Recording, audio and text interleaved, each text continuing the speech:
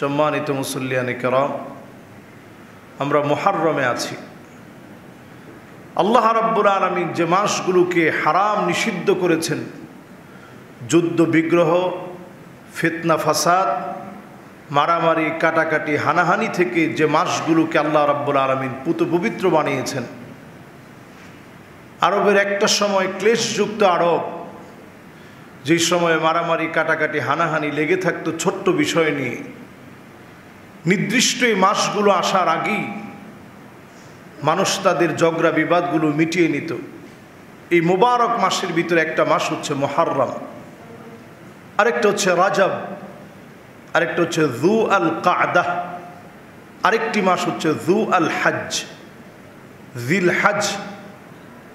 এই কয়েকটি মাসে আল্লাহ রাব্বুল আলামিন যুদ্ধ বিগ্রহ, মারামারি কাটাকাটি হানাহানি নিষিদ্ধ করেছেন। সকল সময় মারামারি কাটাকাটি নিষিদ্ধ।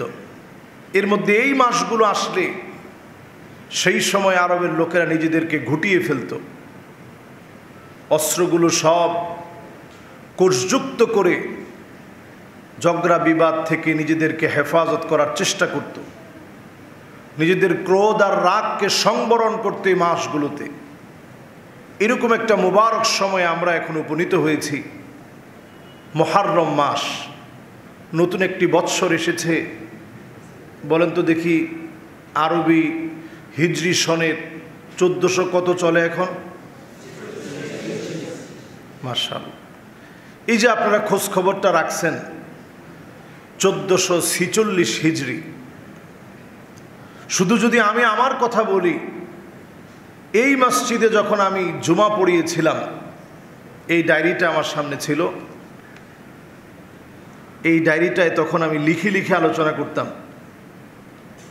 আজকে থেকে 1436 হিজরিতে ঠিক আমার সামনে এখন যে লেখাগুলো আছে, এই লেখাগুলো 1436 হিজরিতে এই মসজিদে আলোচনায় যখন আমি আলোচনা করতে বসেছি, এই লেখাগুলো সেই সময় লেখা ছিল। মুহররম মাসের বরকতপূর্ণ একটা সময়, 10টা বছর পরে আজকে যখন ডায়েরিটা উল্টিয়ে দেখলাম, মুহররম চলে আসে। আল্লাহ রাব্বুল আলামিনের কাছে এমন একটা বরকতের মাস হচ্ছে মুহররম। শাহরুল্লাহিল মুহররম বলা হয়। এটা আল্লাহর মাস। যে মাসটা আল্লাহর মাস, এ মাসের দাম কত বেশি হলে মাসটাকে আল্লাহর মাস বলা হয়। আল্লাহর মাসে আল্লাহ রাব্বুল আলামিন পৃথিবীর অনেক কিছু ঘটিয়েছেন।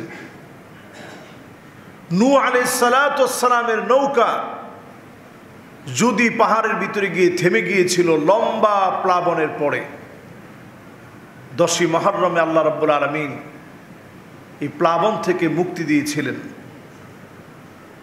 নবী মূসা আলাইহিস সালাতু ওয়াস সালাম ফেরাউনের সুদীর্ঘ শত্রুতা থেকে মুক্তি পেয়েছিলেন এই 10ই মুহররম।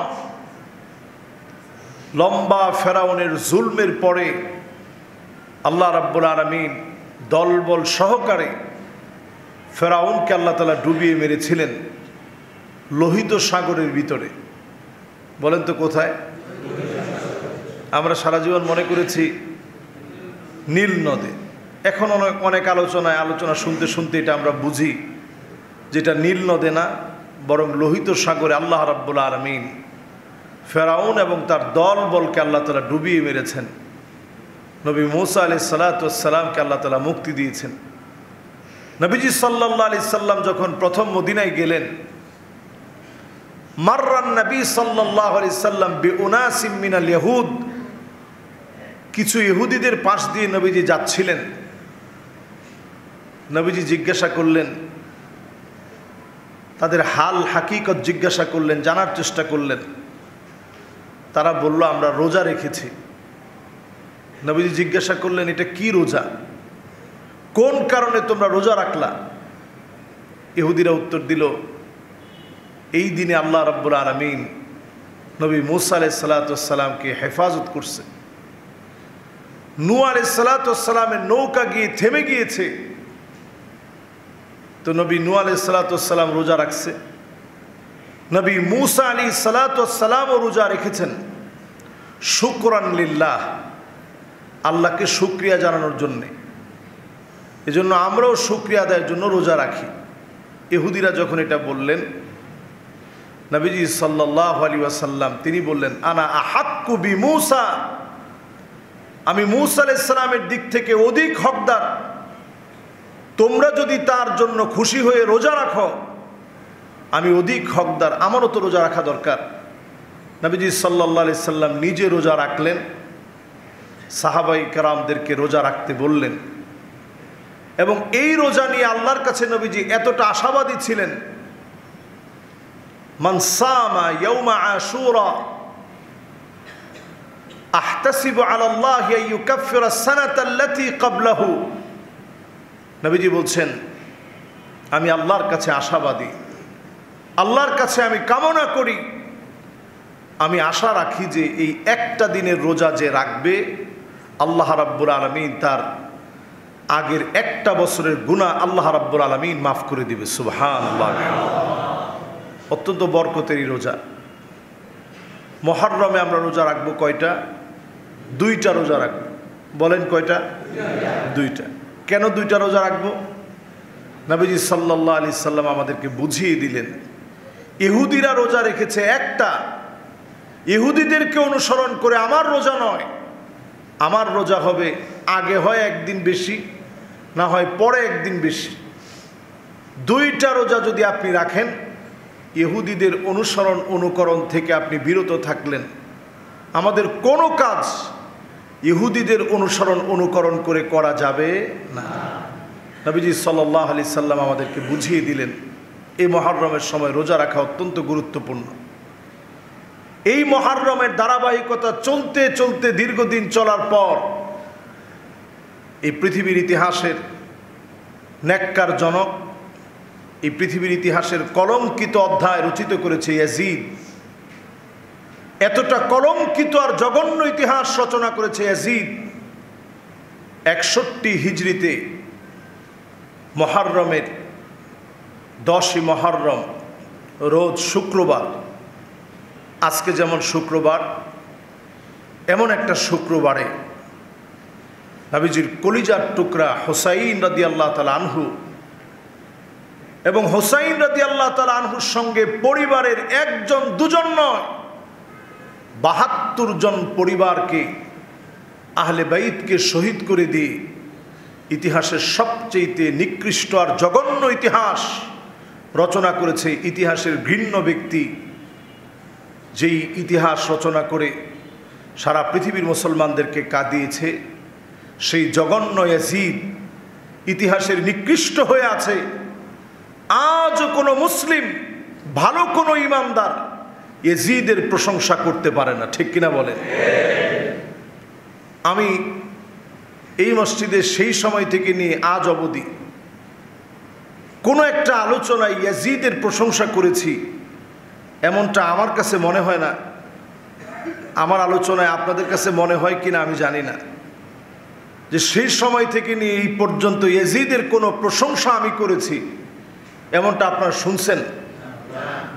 কিন্তু তারপরেও অনেকে আমাকে যখন গালি দেয়, গালি দেওয়ার ক্ষেত্রে বলে যে এরা হচ্ছে ইয়াজিদের উত্তরসূরি। আমি প্রত্যেকটা মুহররমে কসম আল্লাহ মানাকিবে হুসাইন রাদিয়াল্লাহু তাআলা আনহুর জীবনী নিয়ে কথা বলি।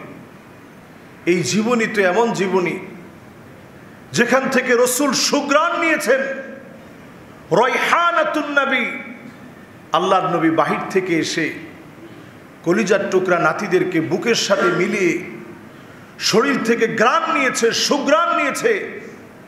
ধুলায় যখন জর্জরিত হয়েছিল, ফাকাব্বালাহু রাসূলুল্লাহ সাল্লাল্লাহু আলাইহি সাল্লাম, আল্লাহর হাবিব সাল্লাল্লাহু আলাইহি সাল্লাম ধুলায় জর্জরিত হুসাইন রাদিয়াল্লাহু তাআলা আনহুকে আদর করে জড়িয়ে চুমু দিয়েছেন এবং বলেছেন, মান আহাব্বা হুসাইন ফাকাদ আহাব্বানি, যে আমার হুসাইনকে ভালোবাসলো সে আমি নবীকে ভালোবাসলো, যে আমার হুসাইনকে গালিগালাজ করলো, শত্রুতা পোষণ করলো, সে আমি নবীর সঙ্গে শত্রুতা পোষণ করলো। হুসাইন রাদিয়াল্লাহু তাআলা আনহুকে মহাব্বত করা, এটার নাম ঈমান। হুসাইন রাদিয়াল্লাহু তাআলা আনহুর প্রতি শত্রুতা বিদ্বেষ রাখা এটার নাম মুনাফিকি। জোরে বলেন কি? হুসাইন রাদিয়াল্লাহু তাআলা আনহু ইয়াজিদের চাইতে 22 বছরের বড় ছিল।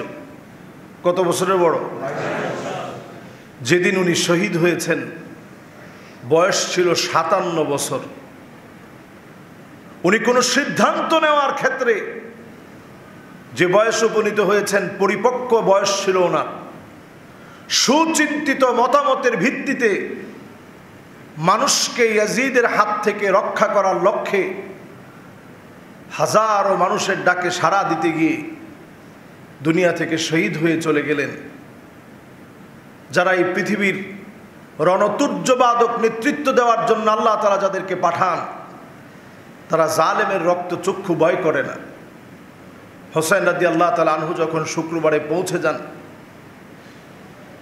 সেই প্রান্তে যখন একটা মর্মান্তিক ঘটনা ঘটবে, ঠিক সেই সময়ের সূচনা ছিল এমন, ইতিহাস সাক্ষী সেই সময়টা এত কঠিন ছিল। নু'মান বিন বাশির রাদিয়াল্লাহু তাআলা আনহু তিনি সাহাবী ছিলেন। কোন সাহাবী হুসাইন রাদিয়াল্লাহু তাআলা আনহুর উপরে জুলম করবে এটা অসম্ভব। এজন্য উনাকে সরিয়ে দিয়ে জিয়াদকে দায়িত্ব দেওয়া হয়, উবাইদুল্লাহ বিন জিয়াদ, যাতে করে জুলম করতে পারে হুসাইন রাদিয়াল্লাহু তাআলা আনহুর উপরে। এই জুলমের ধারাবাহিকতা এত কঠিন ছিল, তামিম গোত্রের আব্দুল্লাহ বিন হাউজা ঘোড়ায় চড়ে এসে বললেন, হুসাইন, জাহান্নামের শুভ সংবাদ গ্রহণ করো, জাহান্নাম তোমার জন্য অপেক্ষায় আছে। হুসাইন রাদিয়াল্লাহু তাআলা আনহু তিনি সেই সময় বলেছিলেন, কাল্লা কাল্লা, কশ্চিন কালেও নয়। এরপরেই তিনি বললেন, ইন্নী আকদিমু আলা রাব্বির রাহিম শাফিঈন মুতা, আমি আল্লাহর দিকে এগিয়ে যাচ্ছি আর আমার পেয়ারা নানাজির দিকে আমি এগিয়ে যাচ্ছি। সুবহানাল্লাহ বিহামদিহি। আল্লাহ রাব্বুল আলামিন সেই দিন যে মর্মান্তিক ঘটনা পৃথিবীবাসীকে দেখিয়েছে, হুসাইন রাদিয়াল্লাহু তাআলা আনহুর একটা বুরনুস পরা ছিল মাথার উপরে, একটা বর্ম বুরনুস মাথার উপরে পরা ছিল।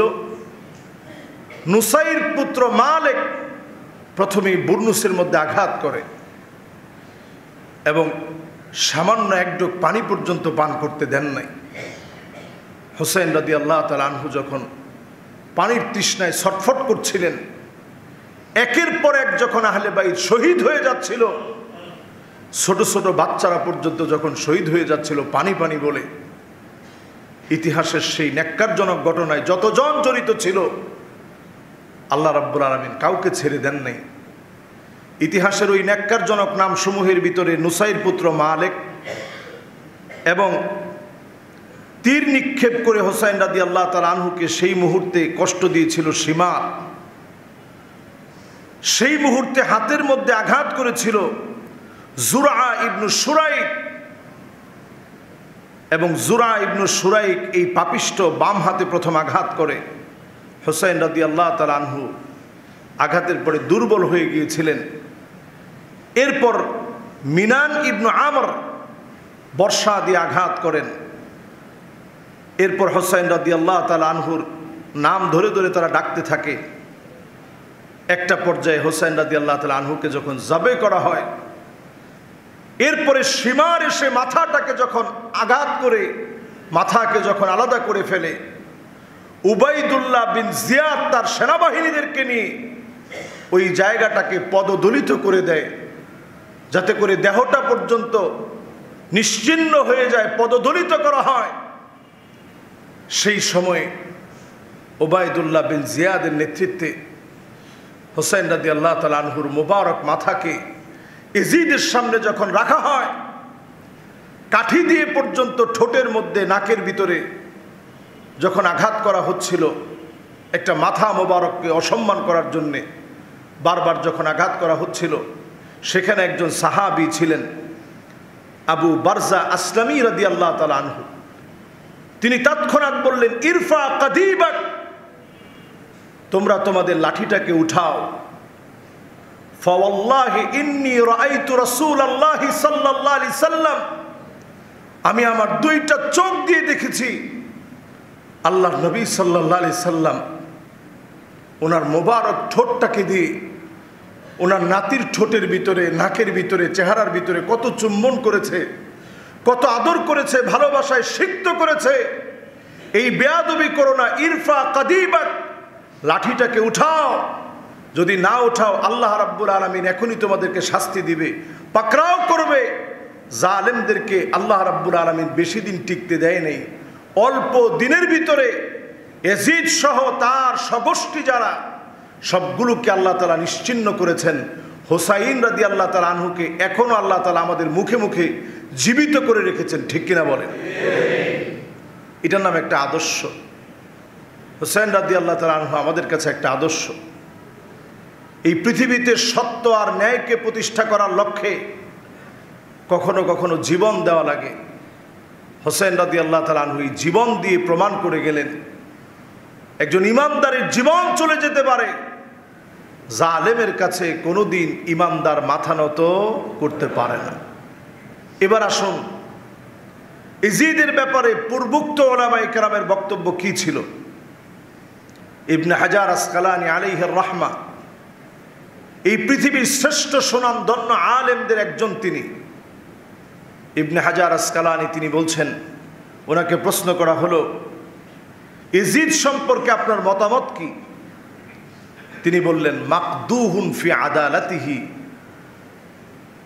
সে এমন এক ব্যক্তি যে প্রশ্নবিদ্ধ, তার চরিত্রটা প্রশ্নবিদ্ধ চরিত্র। প্রশংসিত কোনো ব্যক্তি ইয়াজিদ হতে পারে না। আমরা অনেক সময় দেখি অনেকে ইয়াজিদের প্রশংসা করে। ইবনে হাজার আসকালানির মতো এত বড় আলেম, মিশরে তিনি শুয়ে আছেন। বুখারী শরীফের একটা ব্যাখ্যা গ্রন্থ তিনি লিখেছেন, ইবনে হাজার আসকালানী রাহিমাহুল্লাহ। তিনি বলছেন মাকদুহুন ফি আদালাতিহি, তার ভিতরে কোনো ন্যায়পরায়ণতা ছিল না, কোনো আদালত ছিল না। প্রশ্নবিদ্ধ একজন ব্যক্তি হচ্ছে ইয়াজিদ। আহমদ বিন হাম্বল আলাইহির রাহমা, ওনাকে প্রশ্ন করা হলো, আপনি কি ইয়াজিদের কাছ থেকে কোনো হাদিস নেবেন? সঙ্গে সঙ্গে তিনি বললেন, লা ওয়ালা কারামা, তার তো কোনো সম্মানই নাই। যার কোনো সম্মান নাই এমন কোনো ব্যক্তি থেকে কোনো হাদিস নেওয়া যায়, তার কাছ থেকে হাদিস নেওয়া যাবে না। এইভাবে করে পৃথিবীর শ্রেষ্ঠ শ্রেষ্ঠ ইমামগণ, ইবনে জাউজি, ওনাকে জিজ্ঞাসা করা হলো, মা রায়ুকুম লিরাজুলিন হাকামা সালাসা সিনিন, যেই লোকটা এতগুলা বৎসর, তিনটা বৎসরের তার হুকুমের সময়, তার নির্দেশে এত বড় জুলম হলো, তার ব্যাপারে আপনার মতামত কি? তিনিও বললেন, সে ছিল নেফাকে পরিপূর্ণ, সে ছিল ফাসিক। সমস্ত উলামায়ে কেরাম তার ব্যাপারে প্রশংসা করে নেই। আজকে যদি আমরা নতুন করে প্রশংসা করি, এটা হবে খেয়ানত, এটাও হবে মুনাফিকি। ইয়াজিদের প্রশংসার নাম ঈমান নয়, হোসাইন রাদিয়াল্লাহু তাআলা আনহুর প্রশংসার নাম হচ্ছে ঈমান, ঠিক কিনা বলেন? তবে হ্যাঁ, এক্ষেত্রে কোনোভাবেই বাড়াবাড়ি করার সুযোগ নেই। ইসলামের কোনো জায়গায় আপনি বাড়াবাড়ি করতে পারবেন না। শিয়ারা এই জায়গায় বাড়াবাড়ি করতে গিয়ে মাথার মধ্যে তারা নিজেরাই মাথাকে কেটে ফেলে, পিঠের মধ্যে ছুরি দিয়ে আঘাত করে কেটে ফেলে, মাটির মধ্যে হাই হাসান হাই হুসাইন বলে মাতম করে চিৎকার করে। এই জাতীয় কোনো কর্মকাণ্ড ইসলাম আমাদেরকে কোনোভাবেই শিখায় না। এই শরীরটা যিনি দিয়েছেন, একমাত্র তার জন্য এই শরীর, এই রক্ত, এই জীবন তার জন্য দিতে পারবেন। অন্যথায় আপনি নিজের মন গড়া কোনো পদ্ধতিতে রক্ত ঝরালে এই রক্ত ঝরানোর কারণেও আল্লাহর কাছে জবাবদিহিতার সম্মুখীন হতে হবে, ঠিক কিনা বলেন? আমাদের দেশেও দেখবেন কিছু কিছু মসজিদ আছে, যে মসজিদগুলো শিয়াপন্থী মসজিদ। সারা বছর নামাজ কেমন হয় না হয় এগুলার কোনো খোঁজ খবর নেই, কিন্তু যেই মুহররম আসে পুরাটা লাইটিং করে তারা খালি অপেক্ষায় থাকে কখন সময়টা আসবে। সময়টা আসলেই একদিনের জন্য তারা নবী প্রেম, আহলে বাইতদের প্রেমের জন্য সিক্ত হয়ে রাস্তায় মিছিল বের করে, হাই হাসান হাই হুসাইন বলে শরীরের মধ্যে আঘাত করে, রক্তপাত করে নিজের শরীর থেকে নিজে। এই জাতীয় কোনো কর্মকাণ্ড ইসলাম আমাকে কোনো দিনের জন্য শিখায় না। এই জাতীয় কর্মকাণ্ড শিয়াদের দ্বারা শুরু হয়েছে। শিয়ারা যে বর্বর কাজগুলো করে, এই জন্যে আমরা না করার কারণে তারা আমাদেরকে দোষী মনে করে, যে এদের মনে হয় নবীজির প্রেম নাই, আহলে বাইতের প্রেম নাই। আচ্ছা বলেন তো দেখি, আজকের জুমআতে যে কথাগুলো আমরা এতক্ষণ বললাম, এই পুরো কথাগুলো আহলে বাইতদের মহাব্বতে, কোনো সন্দেহ আছে? পুরো কথাগুলো আহলে বাইতের মহাব্বতে। কিন্তু মহাব্বত করতে হবে যেভাবে রসুল করতে বলেছেন, মহাব্বত করতে হবে যেভাবে রসুল শিখিয়েছেন। এটার বাইরে গিয়ে যখন আপনি মহাব্বত করবেন, তখন ঈমান ত্রুটিপূর্ণ হয়ে যাবে। নবীজি সাল্লাল্লাহু আলাইহি সাল্লামের মহাব্বতের পর আহলে বাইতের মহাব্বত থাকতে হবে। আহলে বাইতের মহাব্বত বড় দামি। আবু বকর রাদিয়াল্লাহু তাআলা আনহু যখন খলিফা হলেন, খলিফা হওয়ার পরে হযরত আলী রাদিয়াল্লাহু তাআলা আনহু তিনি বায়াত নিয়েছেন। যখন বায়াত নিয়েছেন, আবু বকর রাদিয়াল্লাহু তাআলা আনহু মানাকিব আলী, আলী রাদিয়াল্লাহু তাআলা আনহুর জীবনীটা মানুষের সামনে তুলে ধরেছেন। আলী কে, আলীর সম্মান কি? ফাবাকা আলী বুকাআন, আলী কান্না শুরু করলেন ছোট বাচ্চার মতো। আলী রাদিয়াল্লাহু তাআলা আনহু কাঁদলেন। এমন প্রশংসার কথাগুলো হযরত আবু বকর রাদিয়াল্লাহু তাআলা আনহু বলেছেন। আবার আলী রাদিয়াল্লাহু তাআলা আনহু প্রশংসা করেছেন হযরত আবু বকরের। আবু বকর রাদিয়াল্লাহু তাআলা আনহু কাঁদলেন। বোঝা যায় এই জায়গাতে আবু বকর হযরত আলী রাদিয়াল্লাহু তাআলা আনহুর ভিতরে কোনো রকম দ্বন্দ্ব ছিল না। এই দ্বন্দ্ব নিয়ে আসছে শিয়ারা, ইহুদিদের প্ররোচনায় পরচিত হয়ে তারা নিয়ে আসছে। এই নিয়ে আসার কারণে আমাদের দেশে শুরু হয়ে গেছে। আপনারা শুনলে অবাক হয়ে যাবেন। আমরা যে কোরআন পড়ি, এই কোরআনের বাহিরেও সূরা বেলায়া নামক একটি সূরা, স্বতন্ত্র একটি সূরা। এই সূরাটা শিয়ারা নিজেরা, তারা নিজেরা বানিয়ে এই সূরাটা পড়ে। এটার মধ্যে 7টা আয়াত আছে। কয়টা আয়াত? 7টা আয়াত। আজকে যেহেতু সময় খুব বেশি নাই, 7টা আয়াত আছে, তারা বৃদ্ধি করে নিচ্ছে। আরেকটা সূরা তারা বানিয়েছে সূরা নূরাইন। এটার মধ্যে 39টা আয়াত। কয়টা আয়াত? চিন্তা করেন। আমি অবাক হয়েছি আমাদের বাংলাদেশে এখন শিয়াদের কার্যক্রম এত বেড়ে গেছে। সেদিন যে দেখলাম একজন সাধারণ জেনারেল শিক্ষিত মানুষ পর্যন্ত বলতেছে কোরআন থেকে নাকি আমরা আয়াত গায়েব করে দিয়েছি। আরো কিছু আয়াত ছিল, শব্দ ছিল, আমরা নাকি গায়েব করে দিয়েছি। এরপরে সে আবার আয়াত পড়ে পড়ে শোনাচ্ছে যে এই আয়াতটা ছিল এরকম, আমরা নাকি বানাইছি এরকম। কন্যা আউযু বিল্লাহ। এই কোরআনের মধ্যে পর্যন্ত তারা হাত দিয়েছে। অতি মহব্বত মানুষকে জাহান্নামের দিকে নিয়ে যাচ্ছে। এই জন্য আমরা মহাব্বত করি আহলে বাইতকে হৃদয় থেকে। তবে কোনোভাবেই কোরআন সুন্নাহর বাহিরে গিয়ে মহাব্বত করা যাবে না। মহাব্বত করতে হবে কোরআন সুন্নাহ শেখানো পদ্ধতিতে। প্রিয় হাজিরিন, আজকের এই আলোচনায় পরিষ্কার যে বিষয়টি বলতে চাই, নবীজি সাল্লাল্লাহু আলাইহি সাল্লামের পরিবার, সাহাবায়ে কেরাম রিদওয়ানুল্লাহি আলাইহিম আজমাইন, ওনাদের অনুসৃত পথ আর পন্থায় আমরা যদি চলতে পারি, এটা হবে নাজাতের পথ। জীবনে আপনি সাহাবায়ে কেরামকে যদি পাথেয় বানিয়ে নিতে পারেন, কোরআন সুন্নাহর পথ যদি সাহাবায়ে কেরামের জীবন আদর্শ থেকে আপনি গ্রহণ করেন, নবীজি সাল্লাল্লাহু আলাইহি ওয়াসাল্লাম সাহাবায়ে কেরামকে এত আদর করে গেছেন, ভালোবেসে গেছেন। সাহাবায়ে কেরাম হচ্ছে আমাদের ঈমানের নমুনা। সাহাবায়ে কেরাম রিদওয়ানুল্লাহি আলাইহিম আজমাইন, ওনারা জীবনটা উৎসর্গ করে গেছেন নবীজির জন্যে, দ্বীনের জন্যে। ফিদাকা আবি ওয়া উম্মি ইয়া রাসূলুল্লাহ। কিছু হলেই সাহাবায়ে কেরাম বলতেন, নবী মা বাপ সব কোরবান হয়ে যাক আপনার জন্য, মা বাপ সব কোরবান হয়ে যাক আপনার জন্য, মা বাপ কোরবান হয়ে যাক, জীবন কোরবান হয়ে যাক, নবী সব কোরবান হয়ে যাবে, কিন্তু আপনাকে ছাড়তে চাই না, আপনাকে যে ধরেছি এই মহব্বত কাল কিয়ামতের দিন যেন একসঙ্গে থাকতে পারি। এটা ছিল সাহাবায়ে কেরামের, কত সাহাবীদের বক্তব্য। সাহাবায়ে কেরামের ভিতরে 11 বছরের একজন সাহাবী, ওনাকে যখন প্রশ্ন করা হলো যে তুমি যে আমার খেদমত করে দিলা, ওজুর পানি এনে দিলা, কাব আল আসলামী ওনার নাম ছিল, রবিআ ইবনু কাব আল আসলামী। রবিআ, তুমি 11 বছরের যুবক, ওজুর পানিটা দূর থেকে তুমি এনে দিছো কষ্ট করে, আমার কাছে কিছু একটা চাও, তোমার ঘর বাড়ি কিছু নাই, মসজিদে থাকো ঘুমাও, আমার কাছে কিছু একটা চাও।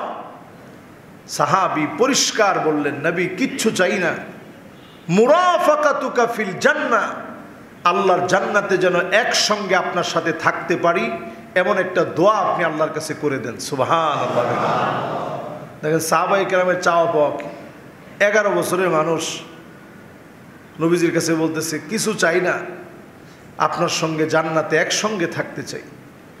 নবীজি সাল্লাল্লাহু আলাইহি সাল্লাম আল্লাহর কাছে দোয়া করলেন এবং নবীজি সাল্লাল্লাহু আলাইহি সাল্লাম সাহাবীকে বললেন, ফাইন্নি আলা নাফসিকা বিকাসরাতিস সুজুদ, অধিক পরিমাণে সেজদা দিয়ে আমাকে একটু সহযোগিতা করো, যাতে করে তুমি অধিক পরিমাণ ওই সেজদার কারণে আল্লাহর নৈকট্য অর্জন করতে পারো, আর মালিক যেন খুশি হয়ে তোমাকে আল্লাহর জান্নাতের মালিক বানায় দেয়। সুবহানাল্লাহ।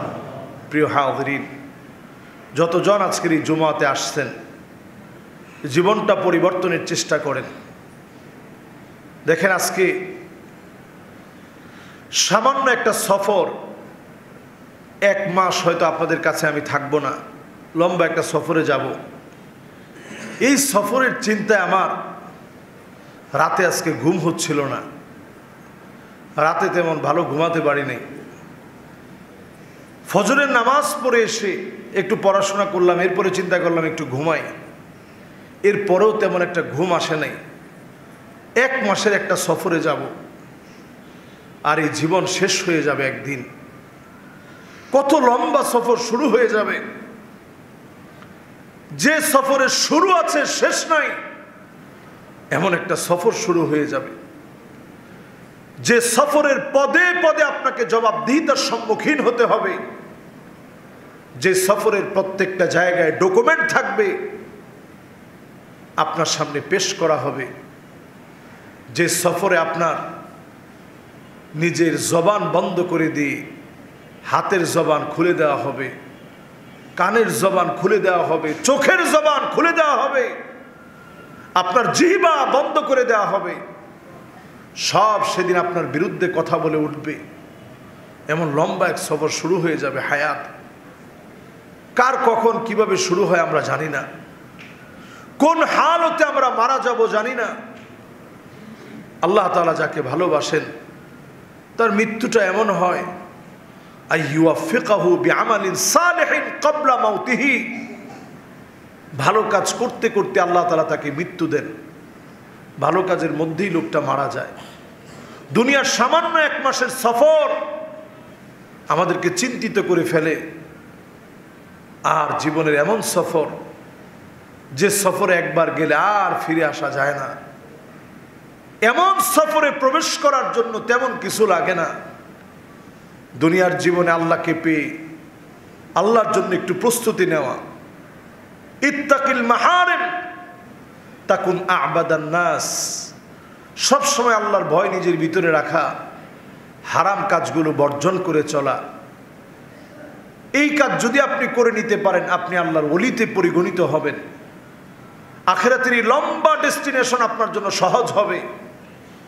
আউয়ালু মানজিলিন মিন মানাজিলিল আখিরাহ, প্রথম স্টেপ হচ্ছে কবরের এই জায়গা।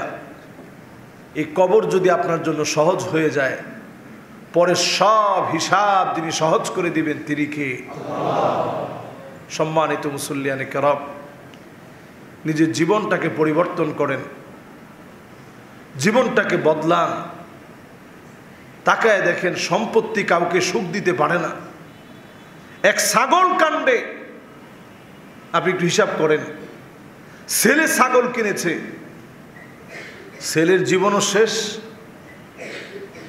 বাপের জীবনও শেষ, ছাগল যে বিক্রয় করেছে বিক্রেতার জীবনও শেষ। এক ছাগল, তিনটা জীবন। কি জীবন চিন্তা করেন। যারা কোটি টাকার গরু বিক্রি করে, এইরকম বংশীয় গরু যারা বিক্রি করতে এক সময় আছে, সব শেষ। মাত্র 4% জমির মালিক যেই লোক, পুরো এলাকা দখল করে ফেলছে, সব শেষ। কিছু ঘুরতে গিয়ে সাপ বের হয়েছে। এখন আসেন আবেদ আলী, প্রশ্ন ফাঁস। এক বাপ তার ছেলের জন্য কত কিছু দিল, এক ছাগল যেমন তিনটা পরিবার খেয়ে ফেলছে। জীবনে ইসলাম না বোঝার কারণে আবেদ আলী এক বাপ, সব দিয়েছে, দুর্নীতি, টাকা পয়সা সব সন্তানদেরকে শিখিয়েছে, সন্তানেরা তারে দিয়ে সব পেয়েছে। কিন্তু দিন না থাকলে আল্লাহ তাআলা একটা সময় দুনিয়াতে তাদেরকে লাঞ্ছিত, অপদস্থ, অপমানিত করেন। আমরা অনেক সময় ইসলামটা বুঝি না। এই না বোঝার কারণে ইসলামের লেবাস দিয়ে অনেক ধোঁকাবাজ, ধান্দাবাজ, বাটপার লোক ইসলামের লেবাস দিয়ে আমাদেরকে ধোঁকা দেওয়ার চেষ্টা করে। ঠিক কিনা বলেন? এ বিষয়ে কথা বলা দরকার। দেখেন, র্যাবের পোশাক পরে যদি কোনো ধান্দাবাজ র্যাবের বদনাম করে, বদনাম আসলে র্যাবের না, বরং ওই লোকটার বদনাম যে র্যাব সেজে নিজে ধোঁকা দেওয়ার জন্য ঢুকছে, ওই লোকটা ধান্দাবাজ। যেই লোকটা নামাজের সুরতে, মুসল্লির সুরতে সুন্দর পাঞ্জাবি টুপি পরে আমাদেরকে ধোঁকা দেওয়ার জন্য ঢুকেছে, এই পোশাকের বদলাম না, বরং বদলাম তার জন্য। ঠিক কিনা বলেন?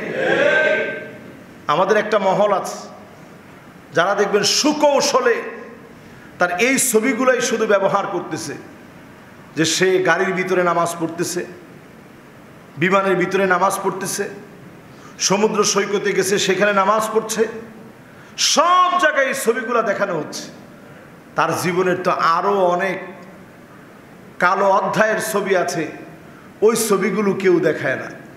সব জায়গায় এই ছবিগুলো দেখিয়ে বোঝাচ্ছে যে এই রকম শুরুতে যারা চলে এরা অধিকাংশই খারাপ লোক। আসলে এরা অধিকাংশ খারাপ লোক নয়।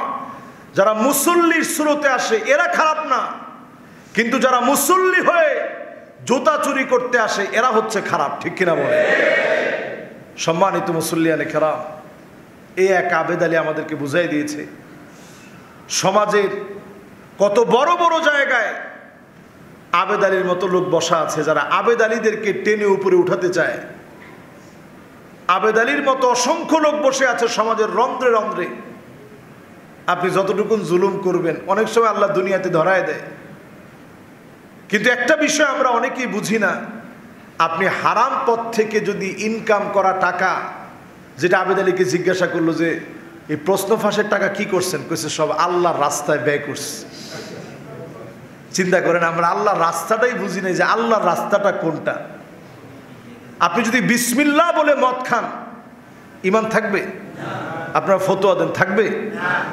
আপনি হারাম টাকা এনে যদি মসজিদের গেট বানায় দেন, বাইতুল ওদুদ মসজিদের গেট 50 লক্ষ টাকা ব্যয় করে বিশাল জাঁকজমক করে গেট বানায় দিছেন, মুসল্লিদের সামনে দাঁড়ায় বলছেন আমি 50 লক্ষ টাকা ব্যয় করে মসজিদের গেট তৈরি করে দিলাম, টাকাটা হারাম। হারাম টাকা দিয়ে আপনি এটা করলেন, সওয়াবের নিয়ত করলেন, সাথে সাথে আপনার ঈমান নষ্ট হয়ে যাবে। হারাম টাকায় সওয়াবের নিয়ত করা যায় না। এই ধরনের লোক দেখবেন কয়দিন পরে পরে উমরায় দৌড়ায়, সব পরিবারে উমরায় যায়, এবং যখন তাদেরকে বক্তব্য দেওয়ার জন্য বলা হয় তখন বলে যে ছোট হজ করছি 50 বার। ছোট হজ কয়বার? 50 বার। মানে বুঝছেন আপনি? মানে উমরায় গেছে উনি, পারলে মাসে মাসেই উমরায় গেছেন। ছোট হজ যদি আপনি 50 বার না, উমরায় যেটাই যায় এটাকে ছোট হজ বলে না। উমরায় যদি আপনি যান এটাকে বলে মুতামির, উমরাকারী। আমরা এটা অনেক সময় বুঝি না। এই জাতীয় লোক দেখবেন ঘন ঘন উমরায় দৌড়ায়। আপনি উমরায় যদি যান, কাবার গিলাফ ধরেও যদি আপনি মাফ চান, যত যাই করেন, মানুষের হক যেটা আপনি নষ্ট করবেন, আল্লাহর বান্দা যদি মাফ না করে আল্লাহ মাফ করবে না। এটা পরিষ্কার ফতোয়া। আর আপনি হারাম টাকা দিয়ে যদি সওয়াবের নিয়ত করেন, ঈমান থাকবে না। এই জন্য এই জায়গা আগে পরিষ্কার করেন যে ভাই সওয়াবের নিয়ত করলাম না, যদি বাঁচতে চান হারাম যেগুলো অর্জন করছেন দিয়ে দেন, বিনা সওয়াবের নিয়তে। কোনো সওয়াবের নিয়ত করা যাবে না যে আল্লাহ আমি একটা চোর, যেটা আমি চুরি করছিলাম আমি জানি আর আল্লাহ আপনি জানেন, আর ওই ব্যক্তি জানে যাকে ঠকিয়ে আনছি, আল্লাহ কোনো সওয়াবের নিয়ত করি নেই, এই পুরাটা আপনার রাহে দিয়ে দিলাম। এরপরে যদি আপনি উমরা করেন, মাফ চান, যিনি মাফ করবেন তিনি কে? ওই লোক মাফ করা লাগবে আগে। ওই হক সওয়াবের নিয়ত ছাড়া দিয়ে দিতে হবে। আমরা এটা না করে বরং আমরা মনে করি 50 আনলাম, 10 আল্লাহর রাস্তায় খরচ করলাম, আল্লাহ মাফ করে দিই, 50-50 হয়ে গেছে। এরপর নিজের সন্তানাদিদেরকে নিয়ে খাওয়া দাওয়া করছি, মানুষকে দান সৎকা করছি, সব করছি, আল্লাহ মনে হয় মাফ করে দিবে। এত সহজে আল্লাহ মাফ করে না। আবার খুব সহজেই যিনি মাফ করে দেন তিনি কে? তবে বান্দার হক আল্লাহ তাআলা এত সহজে ছেড়ে দেন না। আল্লাহ আমাদেরকে বোঝার তৌফিক দান করুক, পড়ে না আমিন। আগামী একটা মাস অনেক লম্বা সফর ইনশাআল্লাহ। মিশর আজকে ইনশাআল্লাহ সফর করবো আল্লাহ চাহে তো। সেখান থেকে বিমাশিয়াতিল্লাহ জর্ডানে সফর আছে, সেখান থেকে ইনশাআল্লাহ দুবাই সফর করে এরপর আল্লাহ রাব্বুল আলামিনের মেহেরবানিতে যদি আল্লাহ করান উমরা করে আগামী ইনশাআল্লাহ 14ই আগস্ট আল্লাহ রাব্বুল আলামিন আনলে জুমায় আপনাদের সঙ্গে ইনশাআল্লাহ মিলিত হব। এই লম্বা সফরে আল্লাহ রাব্বুল আলামিন যেন বালা মুসিবত থেকে হেফাজতে রাখে। আপনাদের সবার কাছে দোয়া চাই, আল্লাহ তাআলা যেন আপনাদেরকেও কল্যাণের মধ্যে, আমলের ভিতরে, নেকের মধ্যে আল্লাহ তাআলা যেন পরিচালিত করে। আল্লাহ তাআলা আমাদের প্রত্যেকটা কাজকে খালিসান লিওয়াজহিল্লাহ আল্লাহ তাআলা কবুল মঞ্জুর করুক। আপনাদের সকলের কল্যাণ কামনা করে দোয়া চেয়ে শেষ করছি।